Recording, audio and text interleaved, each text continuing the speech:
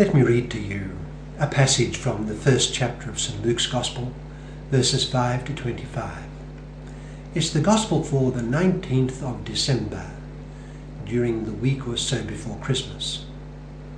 St. Luke writes, "In the time of Herod, king of Judea, there was a priest named Zechariah, who belonged to the priestly division of Abijah. His wife Elizabeth was also a descendant of Aaron. Both of them were upright in the sight of God, observing all the Lord's commandments and regulations blamelessly. But they had no children, because Elizabeth was barren, and they were both well on in years. Once when Zechariah's division was on duty, and he was serving as priest before God, he was chosen by lot according to the custom of the priesthood, to go into the temple of the Lord and burn incense. And when the time for the burning of incense came, all the assembled worshippers were praying outside. Then an angel of the Lord appeared to him, standing at the right side of the altar of incense. When Zechariah saw him, he was startled and was gripped with fear.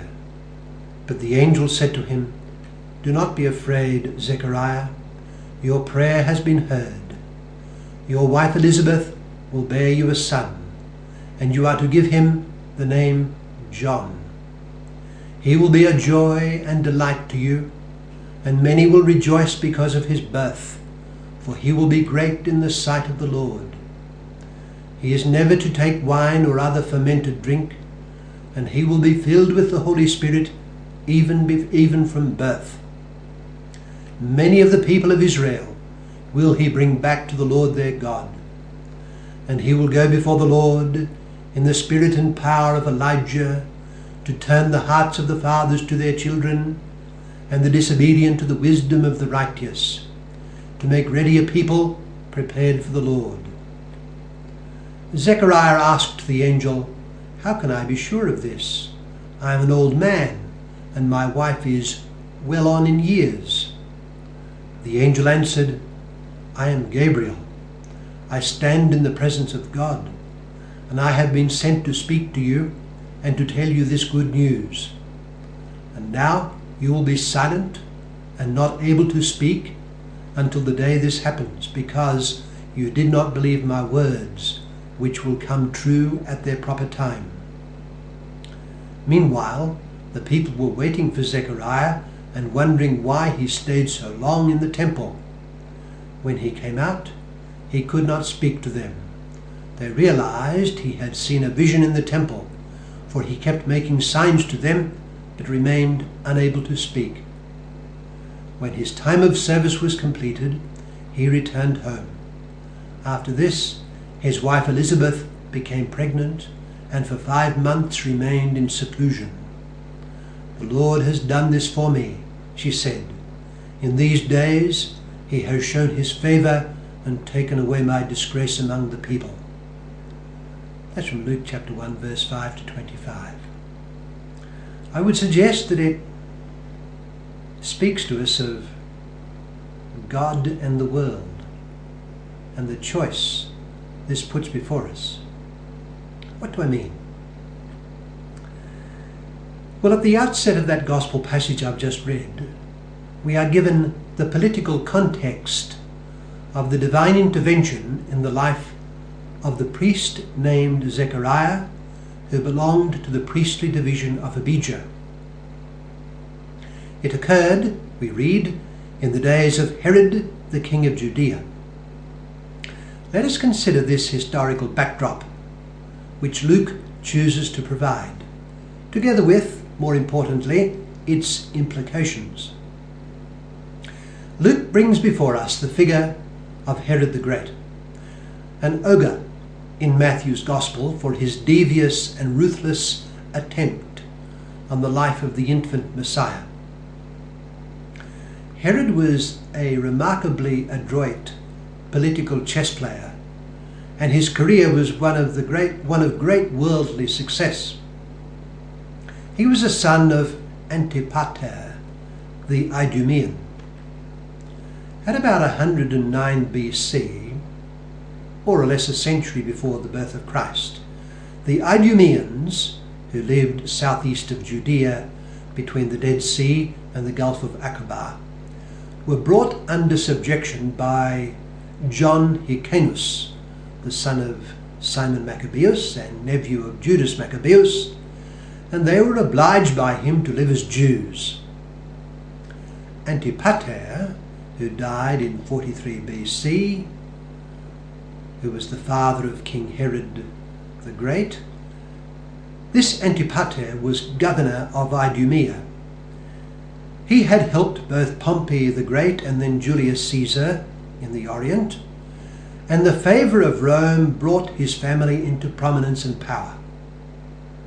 In 47 BC, Antipater received the much coveted title of Roman citizen and the appointment to the procuratorship of Judea, Samaria and Galilee. After the assassination of Julius Caesar, Antipater was forced to side with Cassius against Mark Antony. So Herod the Great came from a family that was streetwise in the international politics of the day, and alert to the business of keeping on the winning side.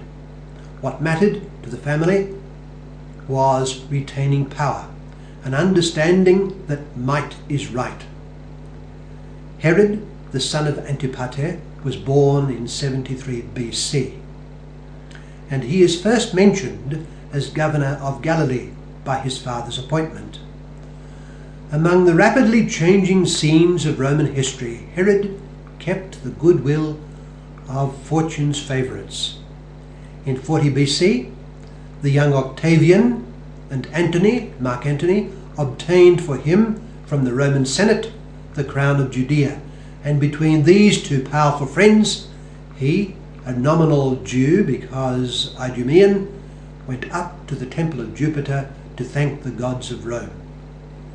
He at first sided with Mark Antony, and when he fell, he won the acceptance and favour of Octavian. Herod the Great became a horror in his own family, a tyrant over his territories, and a great wonder as a builder.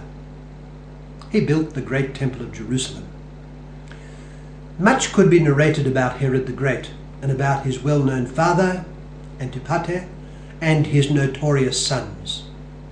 One may say that he presents a picture of a scheming man of the world who made it his business to get to the top, whatever be the cost to anyone, and he succeeded.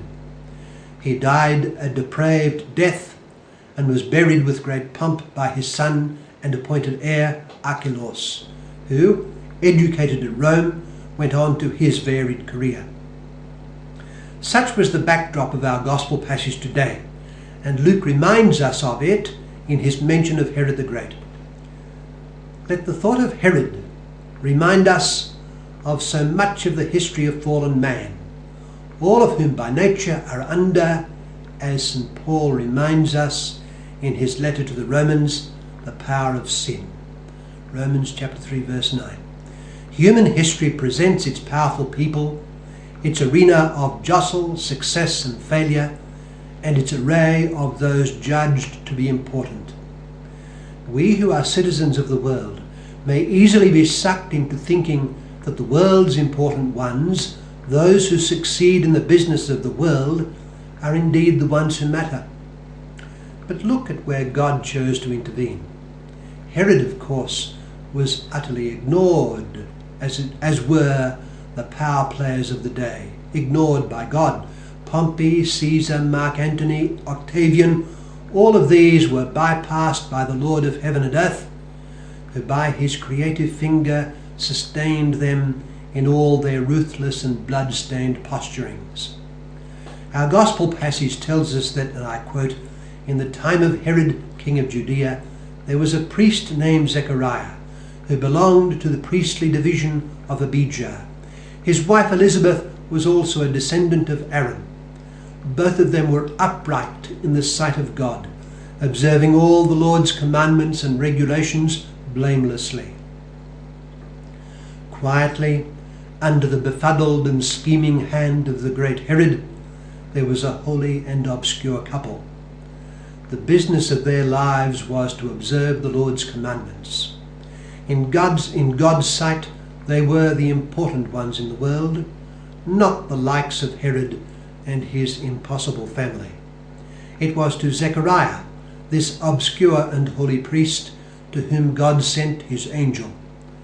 Zechariah and Elizabeth were privileged to be chosen to toll the bell of the world's redemption.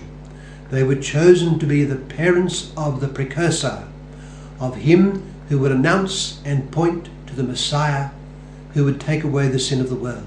That sin so spectacularly represented by Herod and his coterie.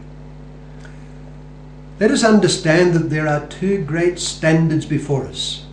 There is the standard of Jesus Christ, and there is the standard of Satan. When Christ was tempted in the wilderness by Satan, the demon showed him in an instant of time all the kingdoms of the world, we read. He said that all these belong to me, and I may give them to whomsoever I please. Well, that was bravado, but it had in it a fair grain of truth. Let us take our stand by the side of Jesus Christ and hold up in our hands his standard. Our fight is against the other standard. Let our way be that of Christ, his forever.